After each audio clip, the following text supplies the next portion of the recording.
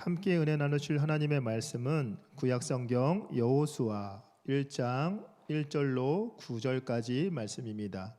여호수아 1장 1절로 9절까지 말씀입니다.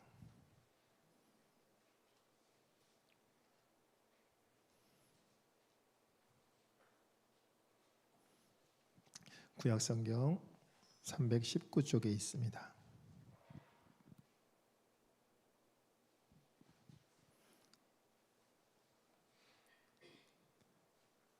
악기랑 건반 혹시 뮤트 잡혔나요?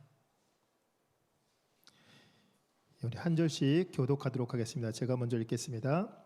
여호와의 종 모세가 죽은 후에 여호와께서 모세의 수종자 눈의 아들 여호수아에게 말씀하여 이르시되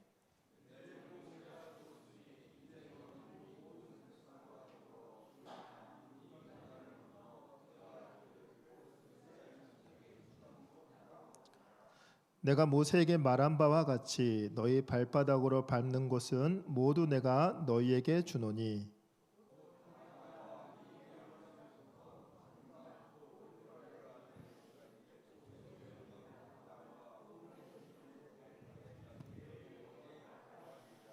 내 평생에 너를 능히 대적할 자가 없으리니 내가 모세와 함께 있었던 것 같이 너와 함께 있을 것임이니라. 내가 너를 떠나지 아니하며 버리지 아니하리니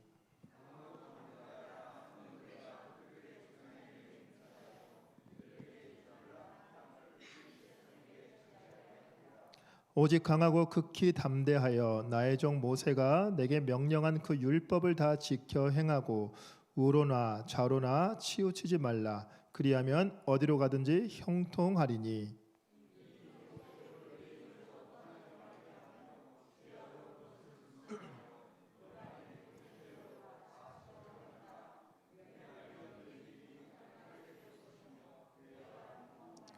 함께 읽겠습니다. 내가 내게 명령한 것이 아니냐. 강하고 담대하라. 두려워하지 말며 놀라지 말라. 내가 어디로 가든지 내 하나님 여호와가 너와 함께 하느니라 하시니라. 아멘. 약속의 말씀을 붙잡으라라는 제목으로 함께 은혜 나누고자 합니다. 오늘 지금 함께 읽었던 여호수아 1장, 오늘 특세 마지막 날인 새벽에 여호수아 6장 말씀을 살펴보았는데 그 앞부분에 해당하는 내용입니다. 여호수아 1장 말씀은 하나님의 말씀으로 이제 힘차게 시작하는 것 같은데 사실 여호수아와 이스라엘에 있어서는 지금 굉장히 불안하고 초조한 상황이었습니다. 지금 여호수아의 앞을 가로막고 있는 이 문제, 지금 이 문제는 결코 그냥 넘어갈 수 없는 문제였습니다. 여호수아 앞에 놓인 문제가 과연 무엇이었을까요?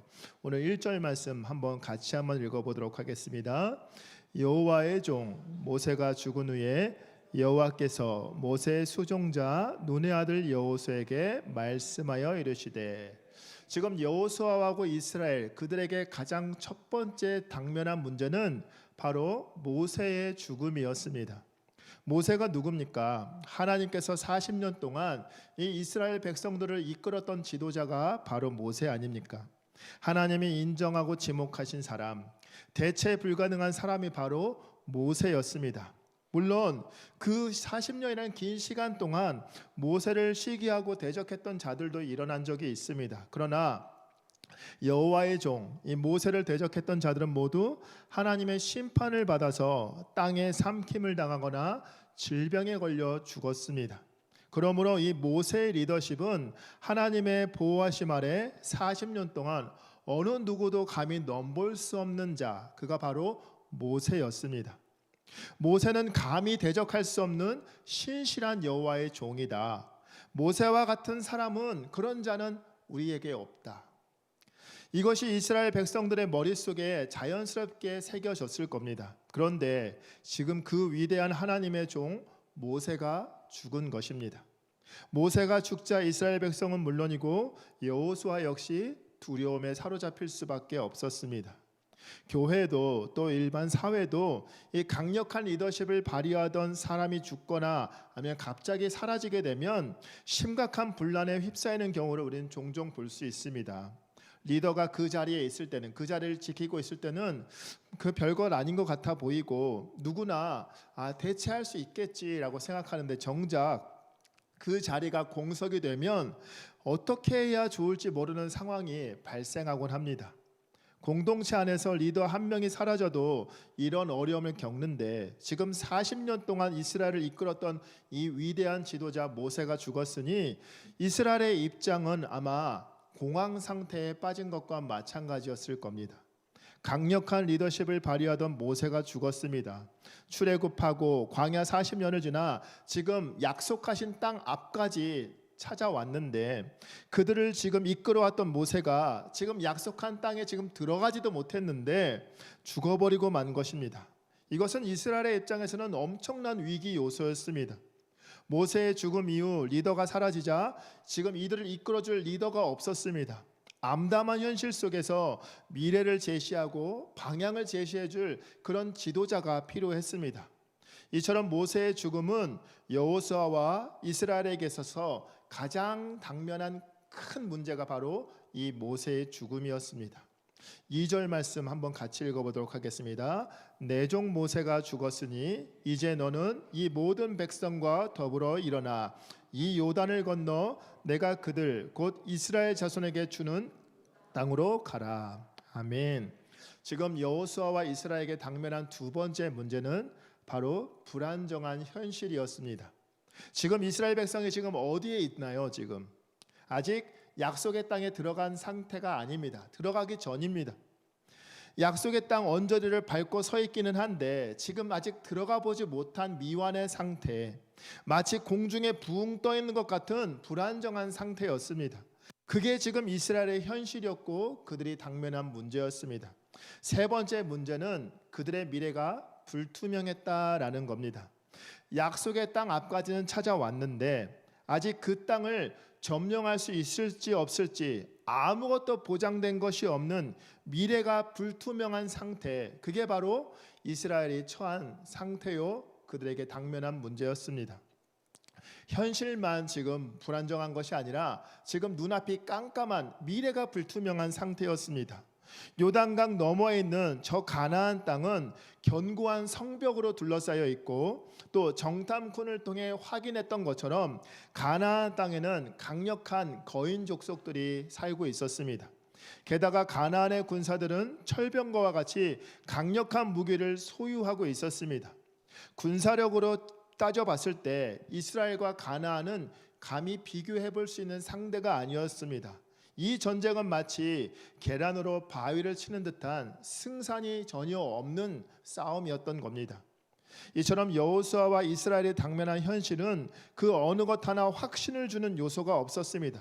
게다가 이스라엘 백성들이 어떤 사람들인가요? 강력한 리더십을 가지고 있었던 위대한 지도자 모세, 그 모세에게도 상황이 조금만 이상해지면, 상황이 문제가 당면하게 되면 걸핏하면 모세에게 도전장을 내밀고 불평하고 원망을 쏟아냈던 사람들이 바로 이 이스라엘 백성들입니다. 모세에게도 그랬는데 지금 이 모세의 수종자인 여호수아에게 그들이 과연 그 대우를 해줬을까요? 아마 뻔했을 겁니다. 두말할 필요가 없이 여호수아의 리더십은 모세에 비하면은 그들에게는 인정할 만한 존재가 아니었을 겁니다. 게다가 여호수아의 리더십은 하나도 보장이 되지 않은 상태였습니다. 그러니 여호수아의 입장에서는 두려울 수밖에 없었을 겁니다. 그렇다고 돌아갈 수도 없고 돌아갈 곳도 없습니다. 지금 진퇴양난의 상황에 빠진 것입니다. 이러지도 못하고 저러지도 못하는 상황, 그 암담한 현실에 그 처한 여호수아에게 하나님께서 약속의 말씀을 주십니다.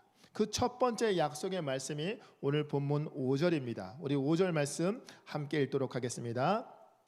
내 평생에 너를 능히 대적할 자가 없으리니 내가 모세와 함께 있었던 것 같이 너와 함께 있을 것임이니라. 내가 너를 떠나지 아니하며 버리지 아니하리니. 아멘. 5절에서 하나님께서 여호수아에게 약속의 말씀을 주십니다. 여호수아야, 내가 모세와 함께 했던 것처럼 너와 함께 할 것이다.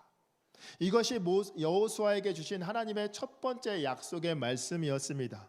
위대한 지도자였던 모세가 죽고 이제 수많은 이스라엘 백성들을 이끌고 약속의 땅으로 들어가야 하는 이 엄청난 임무를, 이 사명을 받은 여호수아에게 가장 강력한 무기는 그 강력한 리더십이 아니었습니다. 또 창이나 칼과 같은 강력한 무기도 아니었습니다. 바로 모세를 여호와의 종으로 삼아 주시고 이스라엘을 이끌도록 하셨던 그 여호와 하나님, 그 하나님이 나와 함께 해 주시겠다 하는 그 약속, 그게 바로 여호수아에게 주시는 첫 번째 약속의 말씀이자 가장 강력한 무기였습니다.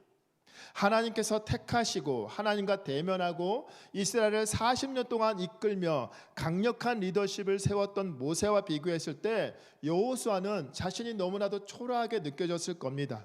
이런 여호수아에게 가장 필요한 게 무엇일까라고 했을 때 아마 대부분의 사람들은 강력한 힘 혹은 뛰어난 전략 아니면 강력한 리더십을 말했을 수도 있습니다. 그러나 이 전쟁은 앞서 말씀드렸다시피 칼과 창으로 싸우는 전쟁이 아니었기 때문에 강력한 전투력을 보유하고 있다 하더라도 또 칼이나 창을 더 몇 자루 더 쥔다고 해서 이 전쟁의 승패가 바뀌는 것이 아니었습니다. 모세와 함께 하셨던 그 여호와 하나님이 너와 함께 할 것이다. 그 약속의 말씀, 이것보다 여호수아에게 더 중요한 것은 없었다라는 겁니다. 모세와 함께 하였던 나 여호와가 여호수아 너와 함께 할 것이다.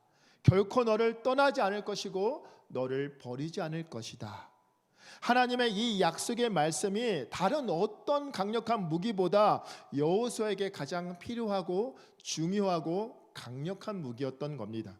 사랑하는 성도님들, 여호수아와 같이 지금 하루하루 불안한 현실을 살아가는 우리에게 꼭 필요한 것이 무엇일까요? 라는 질문에 내가 지금 무엇을 떠올리고 있는지 한번 점검해 보시기 바랍니다.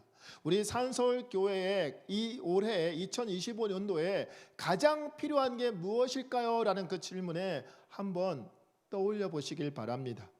성도가 더 많이 늘어나는 거, 또 더 많은 예산이 들어오고 더 좋은 프로그램이 운영되는 거, 이것도 과연 이게 좋은 일이지만 이게 우리에게는 가장 중요한 게 아니다라는 겁니다. 우리에게 가장 필요한 것은 바로 우리 모두가, 여기 계신 모든 성도들이 하나님의 말씀에 귀를 기울이는 것, 나와 함께 하시겠다, 내가 너희 산서울교회와 함께 하시겠다라는 그 하나님의 약속의 말씀을 붙잡는 것인 줄 믿습니다. 그냥 교회에 나와서 말씀에 대한 것은 귀는 닫아버린 채 그냥 교회에 나와서 출석하고 봉사 열심히 하는 거 물론 귀한 일이지만 그게 전부가 아니라는 겁니다.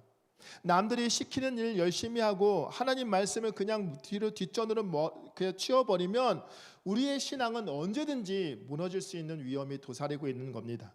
그러므로 교회 일을 할 때도 또 내가 무슨 일을 할 때도 먼저 나와 함께 하시겠다라고 하시는 그 하나님의 약속의 말씀, 그 말씀을 붙잡으시길 소망합니다. 하나님이 그 말씀이 내게 먼저 들려와야 합니다. 내 인생의 여정에 지금 요단강이, 내가 도저히 혼자서는 건널 수 없는, 내 힘으로는 감당할 수 없는 요단강이 앞을 가로막고 있다 할지라도, 지금 강력한 가나안의 군사들이 내 앞을 떡하니 버티고 있다 할지라도 하나님이 나와 함께 하겠다라고 약속하셨다. 하나님이 나와 함께 하겠다고 약속하셨으니 나는 이 요단강 건너가겠다. 이러한 믿음의 결단이 우리에게 필요한 줄 믿습니다. 이보다 더 든든한 강력한 무기, 하나님이 나와 함께 하신다라는 그 약속의 말씀보다 더 중요하고 강력한 무기는 없습니다. 하나님이 우리와 함께 하신다라는 그 든든한 약속의 말씀을 붙잡고 그 말씀에 순종할 때 요단강을 건너고 여리고성이 무너졌던 그 기적이 우리 가운데 임하게 될 줄 믿습니다. 때로는 나처럼 초라하고 죄로 얼룩진 자에게 하나님이 역사하실까? 하나님이 나에게 말씀을 주실까? 그런 생각 때문에 두려운 마음이 들 때도 있습니다. 그러나 성경을 보면 하는 것마다 오류투성이고 죄로 얼룩진 존재였던 자들에게도 하나님은 그 영혼들을 긍휼히 여기사 직접 찾아가 주시고 말씀을 주셨던 것을 우리는 쉽게 찾아볼 수 있습니다. 성경에 나오는 인물들 중에 흔히 믿음이 좋다라고 일컬어지는 사람들은 그들에게 특별한 믿음이 있어서 하나님의 사명을 감당한 것이 아닙니다. 약속의 말씀이 있었기 때문에 그 일을 감당할 수 있었던 겁니다.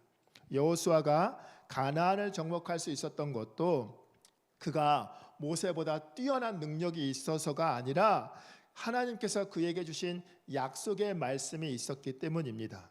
그러므로 지금 당장 내 현실과 상황이 안 좋다 한다면 그럴 때일수록 우리가 찾아야 될 것은 바로 하나님의 말씀인 줄 믿습니다. 나를 지지하고 나를 견고히 세워주고 나를 성공시켜 주는 것은 칼과 창이 아니라 돈과 부동산이 아니라 나를 세워주는 것은 하나님의 말씀임을 기억하시길 소망합니다. 하나님의 말씀이 나를 세워주시고 나를 회복시켜주시고 나를 살려주시고 나를 선한 길로 인도하여 주실 줄 믿습니다. 그 하나님의 말씀을 붙잡고 살아가는 복된 성도님들 되시길 소망합니다. 두 번째로 주신 약속의 말씀은 6절입니다. 우리 6절 말씀 함께 읽도록 하겠습니다. 강하고 담대하라.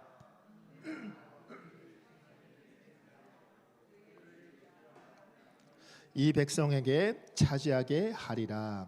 아멘. 내가 너희에게 모세와 너에게 약속한 너희들에게 약속한 이 가나안 땅을 차지하게 할 것이다. 이 약속의 말씀을 주십니다. 여호수아와 이스라엘에게 모세의 죽음은 단순한 리더가 사라졌다는 것으로 끝나는 게 아니었습니다. 지금 이스라엘에게는 엄청난 위기가 닥친 것이었습니다.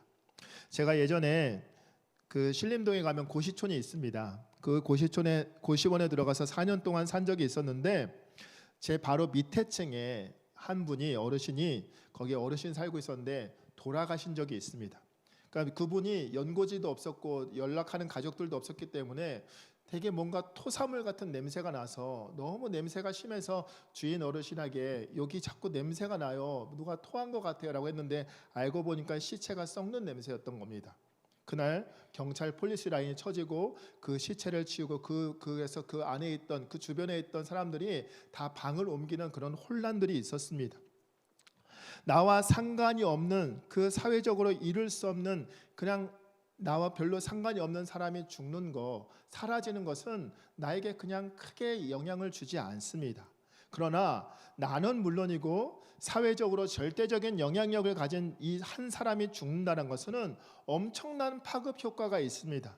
예를 들어 이 나라의 지도자가 죽거나 아니면 내 사랑하는 부모님이 돌아가시게 되면 그것은 개인은 물론이고 사회적으로 엄청난 충격을 받게 됩니다.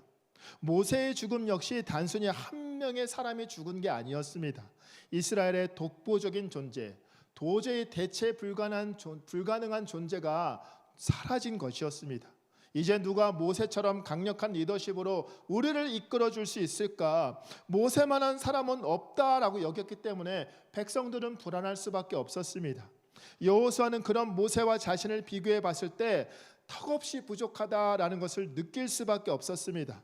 이스라엘을 40년 동안 이끌어왔던 그 모세, 그의 능력과 리더십에 비하면 자기는 모세의 수종자에 불과했으니 그가 얼마나 그 괴리감이 느껴졌겠습니까? 그러나 하나님은 그에게 말씀하십니다. 여호수아야, 이 일이 성취는 리더십으로 되는 것이 아니다. 내가 하는 것이다. 모세가 죽었다고 내 약속이 깨지는 것이 아니다. 모세에게 한 약속은 여전히 유효하다. 너희에게 약속한 땅을 내가 반드시 너희에게 줄 것이다 라고 말씀하고 있습니다. 하나님께서 이스라엘에게 약속한 땅을 차지하게 하리라 라고 지금 차지하라 라고 명령하시는 것이 아니라 그냥 등 떠밀고 너 차지할 거야 하고 하는 것이 아니라 지금 차지하게 할 것이다 라고 지금 확신의 말을 주고 계십니다. 내가 보장할게. 그러니 넌 들어가기만 하면 돼 라고 말씀하고 있습니다. 모세가 하는 게 아니라 여호수아 네가 하는 게 아니라 나 여호와 하나님이 너희가 이 땅을 차지하게 만들어 줄 것이다 라고 지금 선포하고 계신 겁니다. 여호수아야, 이 일은 모세가 하는 것도 아니고 네가 하는 것도 아니야. 내가 하는 거야. 그러니 여호수아야, 네가 모세에 비해서 리더십이 부족하다는 거 걱정하지 마. 네가 모세처럼 대단하지 않아도, 통솔력이 부족해도 그거는 네가 이 땅을 점령하는 것과는 전혀 상관이 없어. 그건 전혀 문제가 되지 않아. 왜? 내가 모세에게 약속했던 그 약속은 여전히 유효하고 내가 반드시 너희가 이 땅을 차지하게 할 거야. 그러니 너희는 들어가기만 하면 돼라고 말씀하고 있습니다.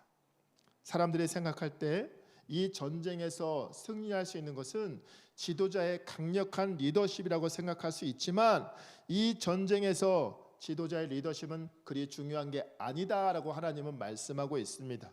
그건 하나님께서 약속하신 역사를 이루어가는데 그리 중요한 요소가 아닙니다. 그래서 약속의 땅에 들어가기 전에 모세를 데려가시고 여호수아를 세우셨음에도 불구하고, 리더십이 바뀌었음에도 불구하고 사람이 바뀐 건 전혀 문제가 되지 않는다. 왜? 내 약속은 여전히 유효하기 때문이다 라고 말하고 있습니다.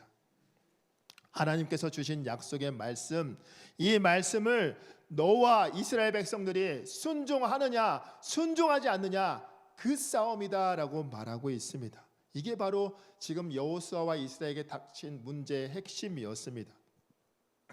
그런데 우리는 살아가면서 우리 자신이 영향력 있는 존재인 것처럼 착각할 때가 있습니다. 또 반대로 나 스스로를 너무나도 되게 비참하게, 너무 보잘것없는 사람으로 여기면서 하나님의 부르심 앞에서 하나님, 저는 못해요, 저 같은 사람이 어떻게 합니까? 라고 교만을 가장한 겸손한 모습을 보일 때가 있습니다.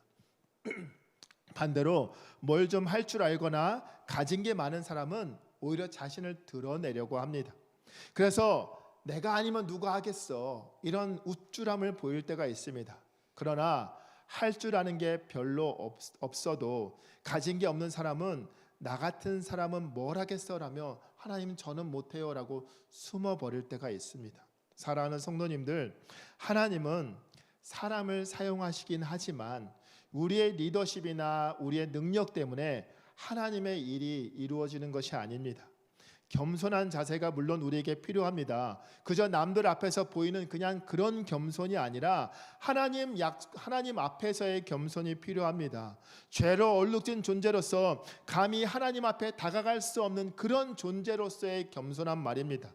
그런 존재인 우리에게 하나님께서 우리에게 약속의 말씀을 주시고 하나님의 자녀 삼아 주신다고 하니 이게 얼마나 복된 일입니까? 그저 감사할 수밖에 없는 일입니다. 사랑하는 성도님들, 하나님은 그 사람의 능력이 아무리 부족하다 할지라도 그런 사람을 통해 하나님은 역사를 이루시는 줄 믿습니다. 그러므로 부족하고 연약한 우리가 하나님 역사에 조금이나마 쓰임 받을 수 있다면 그것은 우리에게 감사여 무한한 영광으로 여기는 것, 이것이 말씀 앞에 겸손한 자의 모습인 줄 믿습니다. 우리 앞을 가로막은 거대한 장애물을 넘어설 수 있는 비결은 우리의 힘이나 우리의 능력을 키우는 것이 아니라 그 장애물을 뛰어넘도록 도와주시는 분, 그분이 바로 하나님이시라는 것을 믿고 그 하나님의 말씀 앞에 나아가는 것인 줄 믿습니다. 이것보다 더 좋은 방법은 없습니다. 그러므로 문제를 뛰어넘는 데 필요한 것은 나의 능력이 아니라 말씀에 순종하는 것이다 라는 사실을 기억하시길 소망합니다. 하나님은 우리의 능력이 필요한 것이 아니라 우리의 순종을 필요로 하고 계십니다. 그러므로 내가 가진 것, 나의 능력을 하나님이나 사람들 앞에서 자랑하는 것이 아니라 하나님 말씀 앞에 겸손하게 순종하는 것, 그것이 우리가 필요한, 우리에게 요구하시는 가장 최고의 능력이라는 사실을 기억하시길 소망합니다. 세 번째로 주신 약속의 말씀은 오늘 본문 8절입니다. 우리 8절 말씀 함께 읽겠습니다. 이 율법책을 내 입에서 떠나지 말게 하며 주야로 그것을 묵상하여 그 안에 기록된 대로 다 지켜 행하라. 그리하면 내 길이 평탄하게 될 것이며 내가 형통하리라. 아멘. 무슨 말인가요? 네가 말씀 앞에 떠나지 마라. 하나님 말씀을 계속해서 상기하고 그 말씀을 붙잡고 그 말씀을 지켜 행하라, 순종해라 라는 의미입니다. 여호수아야, 가나안 땅을 정복하는 방법은 너의 능력이나 너의 리더십이 아니야. 강력한 무기가 있다고 해서 되는 것도 아니고 군사가 많다고 해서 되는 게 아니다. 바로 오직 나 여호와의 말씀을 붙잡고 그 말씀에 순종하는 것뿐이다. 지금 네 현실 암담하고 미래가 보이지 않는다 할지라도 내가 너에게 주는 약속의 말씀을 붙잡고 그 말씀을 지키는 자에게 내가 약속한 형통의 은혜가 임할 것이다 라고 말씀하고 있습니다. 우리는 하나님께 기도하면 돈이 없는 자들에게 돈이 생기고 길이 없는 자에게 길이 열리고 도움이 필요한 사람에게 누군가가 갑자기 찾아와서 내게 도움을 줄 거라고 기대합니다. 그런데 그게 우리 기도 응답의 전부가 아닙니다. 우리가 바라는 것이 이루어지는 것 물론 우리에게 기쁜 일이죠. 그러나 그것만이 전부가 아니라는 겁니다. 물론 하나님이 그렇게 우리에게 역사하실 때도 있습니다. 도움의 손길을 하나님께서 긍휼히 여기셔서 우리에게 은혜를 베풀어 주실 때도 있습니다. 그러나 하나님의 기도 응답의 역사는 그게 전부가 아니라 지금 내 어려운 현실과 상황은 변한 게 아무것도 없지만 그 변화된 것이 없는데도 불구하고 그 현상과 그 문제를 바라보는 나의 마음을 바꾸어 주시는 것. 내가 바라는 것이 지금 내 기도가 내 간구가 지금 응답해서 이루어지는 것이 아니라 내 뜻이 이루어지는 것이 아니라 하나님의 뜻이 무엇인지를 우리가 알고 깨닫는 것. 이것이 진정한 기도의 응답이요 형통의 은혜인 줄 믿습니다. 여러분 요셉을 한번 떠올려 보십시오. 그가 그에게 어렸을 때 주셨던 그 꿈이 지금 애굽의 총리까지 이루어지는 데는 10몇 년이라는 그 긴 시간이 걸렸습니다. 그런데 그가 지금 애굽의 종으로 팔렸을 때도 그리고 그곳에서 보디발의 아내의 유혹을 이겨내고 오히려 선한 일을 하였는데 지금 차디찬 감옥에 갇혔을 때도 그가 볼 때는 현실로 따져볼 때는 너무나도 비참한 현실이었으면 하나님 현실이었지만 성경은 뭐라고 말씀합니까? 그가 여호와와 함께하였기에 형통하였더라라고 말씀하고 있습니다. 왜 형통하였을까요? 그가 어렸을 때 그 꿈을 보고 환상을 보고 내가 이 가정에 지금 제일 높은 자가 될 것이라던 그 교만이 이제는 꺾이고 그 시련을 통해서 하나님의 뜻이 무엇인지 깨닫고 나니 지금 당장 내 현실은 종에 불과하다 할지라도 지금 당장 내 현실은 차디찬 감옥에 갇혀있는 억울한 죄수이다 할지라도 나는 그것은 전혀 중요하지 않다. 내 상황과 환경은 전혀 중요하지 않다. 왜? 하나님이 나와 함께 하시고 그분의 뜻이 나는 무엇인지 알기 때문에 나는 그것에 연연하지 않는다. 그래서 형통의 은혜를 누리고 있었다라고 평가하고 있는 줄 믿습니다. 문제는 그대로 있습니다. 내 현실은 여전히 어둡습니다. 그러나 그 문제를 바라보는 내 마음이 바뀌는 것, 걱정과 불안으로 요동치던 내 마음이 이제 하나님께서 주시는 평강의 은혜로 뒤덮이는 것, 이게 가능한 것은 바로 하나님의 말씀을 붙잡았기 때문에 하나님의 뜻이 무엇인지 깨달았기 때문에 그 고통스러운 현실조차 이 또한 지나가리라. 하나님이 나를 분명히 선한 길로 인도하여 주실 거라는 그 확신이 있기 때문에 그 고통 속에서 그가 평안함을 누릴 수 있게 되는 줄 믿습니다. 마지막 네 번째 주신 약속의 말씀은 9절입니다. 우리 9절 말씀 함께 읽겠습니다. 내가 내게 명령한 것이 아니냐.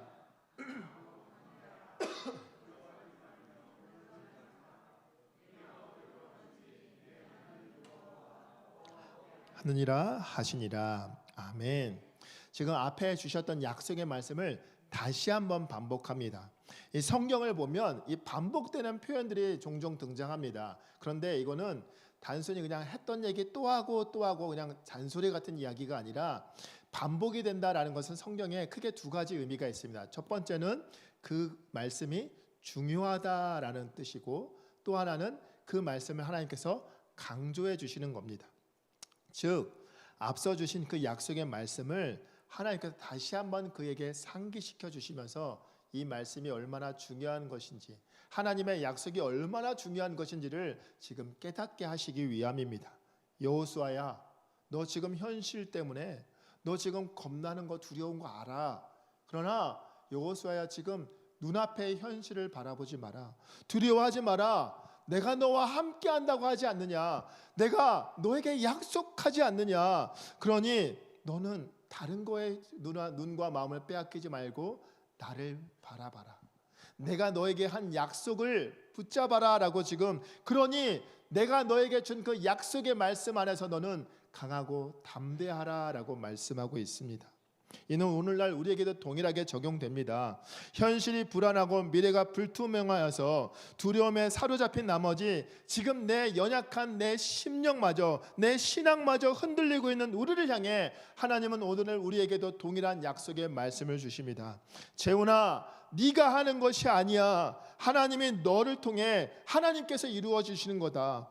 네가 아무리 능력이 없다 할지라도, 미약하다 할지라도 내가 이룰 것이다. 내가 너와 함께 할 것이다. 네 현실이 아무리 지금 어렵다 할지라도, 네 눈앞에 그 문제가 아무리 너를 짓누른 것 같다 할지라도, 너의 대적이 아무리 강력해도 나 여호와가 너에게 약속하지 않느냐?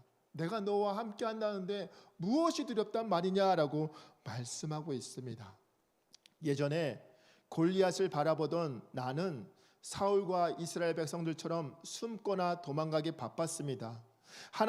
그런데 하나님이 나를 바꾸어 주셔서 다윗과 같은 담대함을 허락해 주셨습니다. 똑같이 골리앗이라는 문제가 눈앞에 있는데 내 힘으로는 도저히 감당할 수 없는 문제를 만났음에도 이제는 도망가거나 숨지 않고 담대하게 외칠 수 있습니다. 너는 칼과 창과 단창으로 내게 나아오지만 나는 오직 만군의 여호와의 이름으로 나아갔노라. 눈앞의 문제, 이 골리앗이 바뀐 게 아닙니다. 사람이 바뀌지 않았습니다. 골리앗이 갑자기 난장이로 쪼그라든 게 아닙니다. 골리앗은 눈앞에 똑같이 거인으로 당당히 서 있는데 상황은 여전히 지금 암울하지만, 두렵지만 골리앗을 대하는 우리의 마음을 바꿔주신 겁니다. 왜요? 하나님이 함께 하신다고 믿기 때문입니다. 현실의 문제 앞에서 나와 함께 하시겠다는 그 약속의 말씀을 붙잡았기 때문에 나는 골리앗과 1대1로 싸우는 것이 아니라 하나님이 저 골리앗과 싸우는 것이다 라고 믿었기 때문에 그 어린 다윗이 담대하게 여호와의 이름으로 나아갈 수 있었던 겁니다. 우리도 똑같이 어떤 현실과 어려움 속에서도 우리는 담대하게 나아갈 수 있는 이유는 우리가 다윗처럼 믿음이 좋아서? 아니요. 우리와 함께 하시는 하나님, 그 하나님이 우리에게 주신 약속의 말씀, 내가 모세에게 했던 약속, 여호수아에게 했던 약속, 너에게도 동일하다. 재훈아, 내가 너와 함께 할 것이다. 그러니 두려워하지 말라라고 말씀하고 계십니다. 사랑하는 성도님들, 우리 인생의 여정에 문제는 반드시 찾아옵니다.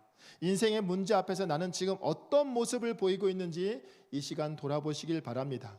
세상 사람들은 지금 눈앞에 이 암울한 현실의 문제를 해결하려면 돈이 필요하고 도와줄 수 있는 사람이 필요하고 네가 능력을 키워야지 이렇게 충고합니다. 그러나 하나님은 그렇게 충고하시지 않습니다.